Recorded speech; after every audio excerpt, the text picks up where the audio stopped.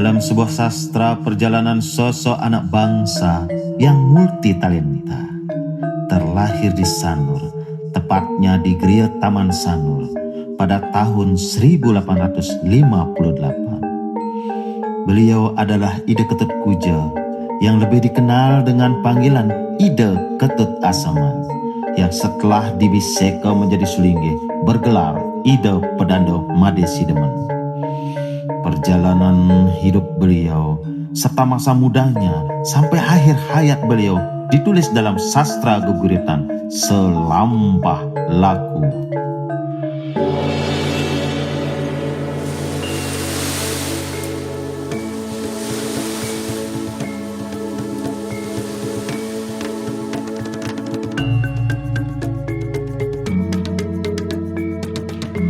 Dari awal perjalanan beliau, masih muda, dikenal dengan sosok yang sederhana dan rendah hati. Beliau memimpin sekelompok nelayan di pantai Sanur untuk menangkap ikan agar bisa memenuhi kebutuhan hidup sehari-harinya.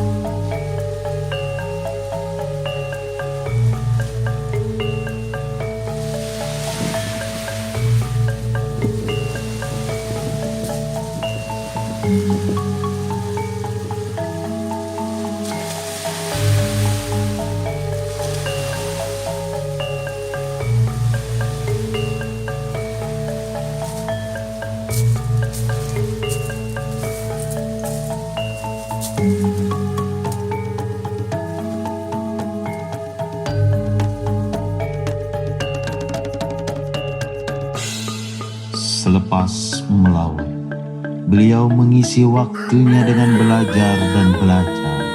Dalam prinsip hidup beliau disebut dengan nandurin karang awal. Ia mengolah sebuah daun lontar, diguratnya jalinan aksara yang kemudian menjadi kumpulan karya sastra yang sungguh mengagumkan. Tepatnya di sebuah gereja ternama di sana, yang bernama Gereja Sindu, beliau memperdalam kajian sastra dalam proses pembelajarannya. Di sanalah bertemu dengan seorang gadis cantik dan jelita, putri dari Ida Sunu Pidada dari Gereja Sindu yang bernama Ida Ayutati. Namun cinta mereka tidak mendapat restu dari keluarga Ida Ayutati dan akhirnya memilih untuk kawin lari atau ngerorot.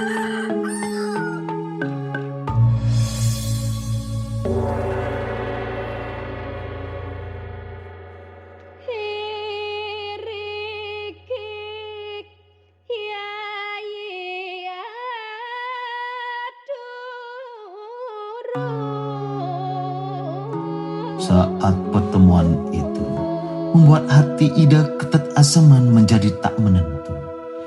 Wajah Ida Ayutati selalu terbayang-bayang menghantui pikirannya, sampai akhirnya Ida Ketut Asaman larut dalam lamunannya.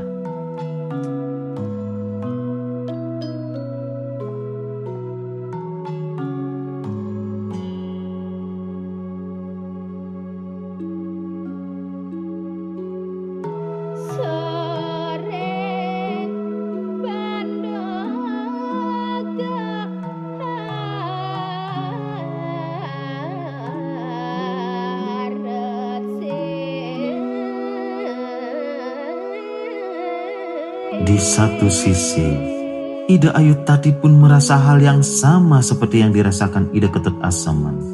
Hatinya merasa tak menentu, seolah tidak ingin jauh dari sisi Ida Ketut Asaman.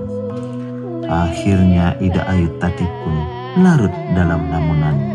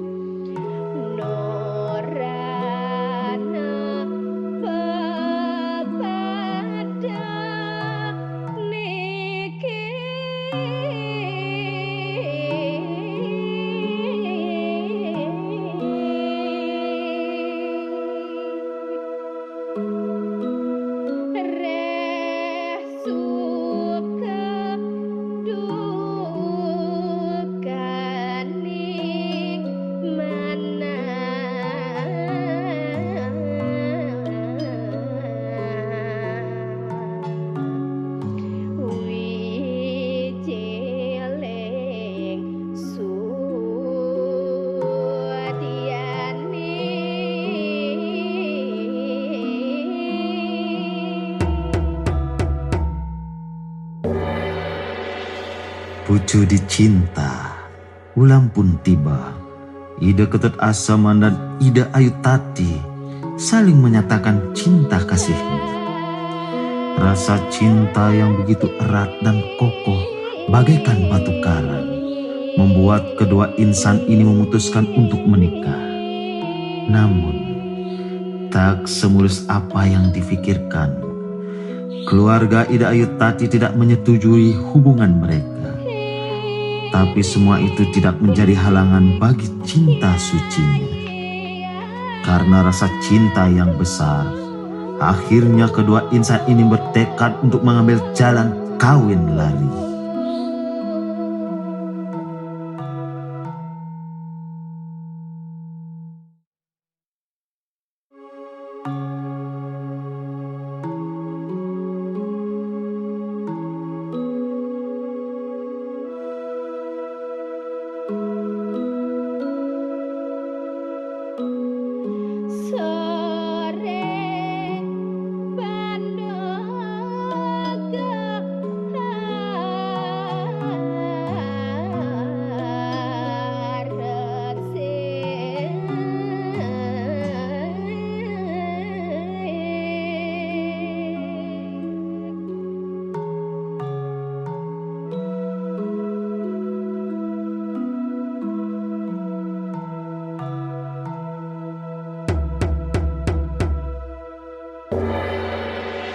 Perjalanan kawin lari adalah serentetan cerita selampah laku dari prinsip nandorin Karangawak Ida Ketut Asem.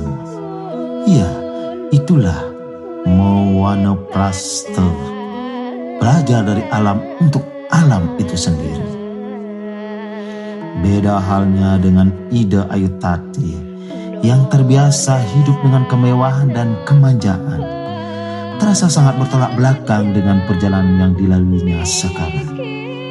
Kecaman, ketakutan selalu menghantui pikirannya. Sampai-sampai dalam tidurnya, Ida Ayu Tati dihantui dengan mimpi-mimpi yang menyeramkan dan menakuti dirinya. Mimpi menyeramkan itu membuat tidurnya pun tidak tenang.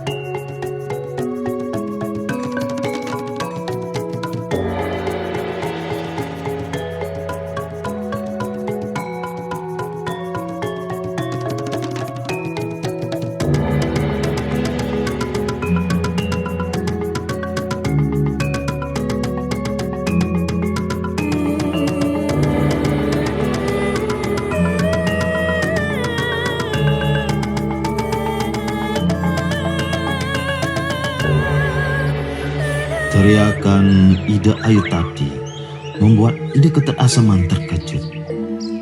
Perlahan beliau mendekat untuk menenangi hati istri. Karena hari sudah pagi, Ida Ketut Asaman memerintahkan istrinya untuk membersihkan badan. Karena perjalanan akan dilanjutkan ke tempat yang ingin ditujuinya.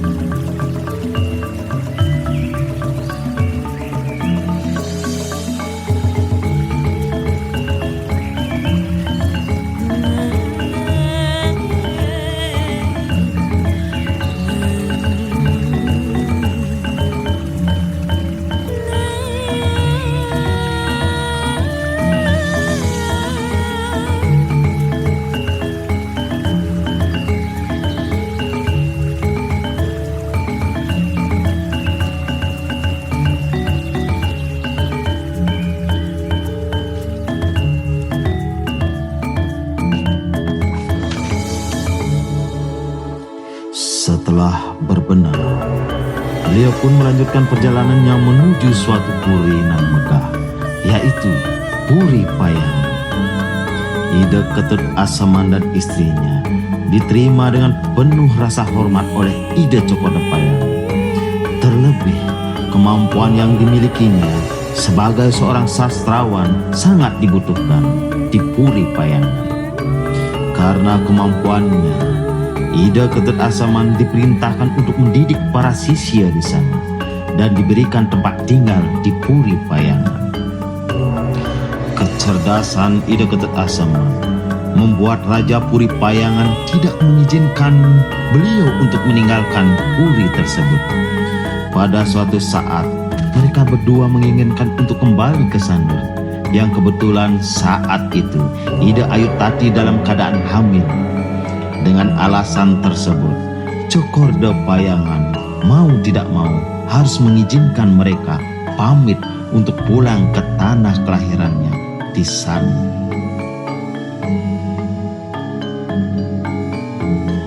Kisahkan, beliau sudah sampai di tempat kelahirannya, yaitu Kriatan. Di tengah-tengah mereka sudah hadir seorang putri yang cantik jelita, diberi nama Ida Ayupidin. Namun di tengah-tengah kelahiran sang buah hati, sepertinya tidak memberikan kebahagiaan dalam hubungan rumah tangga. Namun setelah diselusuri, bukan karena kehadiran si buah hati yang menyebabkan prahara rumah tangga, melainkan karena keinginan Ida Ketut Asaman untuk menuju bisu ke asrama atau menjadi seorang sulinggi yang tidak disetujui oleh Ida Ayu Tati. Karena tidak merasa sepaham dan sejalan, akhirnya Ida Ketut Asaman pergi meninggalkan Ida Ayu Tati.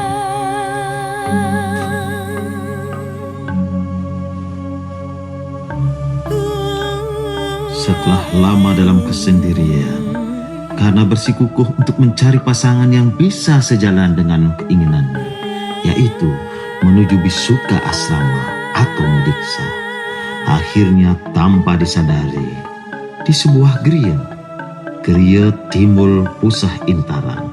Saat proses beliau belajar dan mengajar sastra juga tatanan Banten, bertemulah beliau dengan seorang gadis remaja, putri dari Ida Bagus Tilem dan Ida Ayu Kaleran, yang bernama Ida Ayu Madeh Wijaya.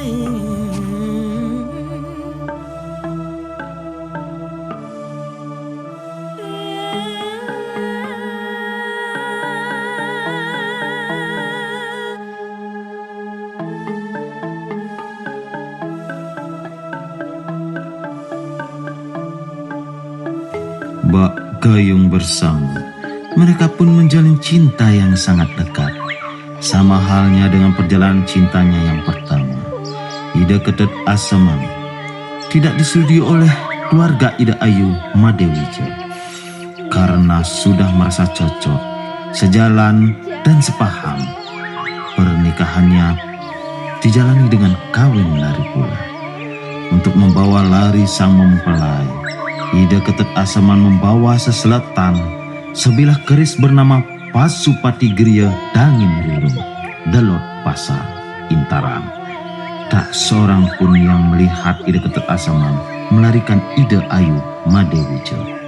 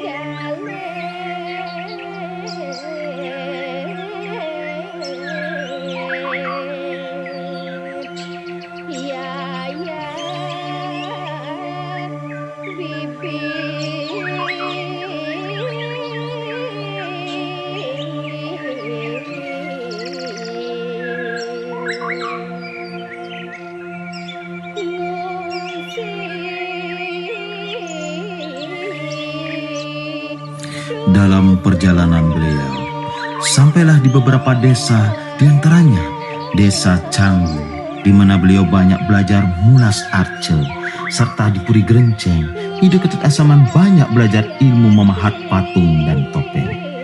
Setelah merasa cukup dengan segala kemampuannya, akhirnya beliau memutuskan kembali ke sana.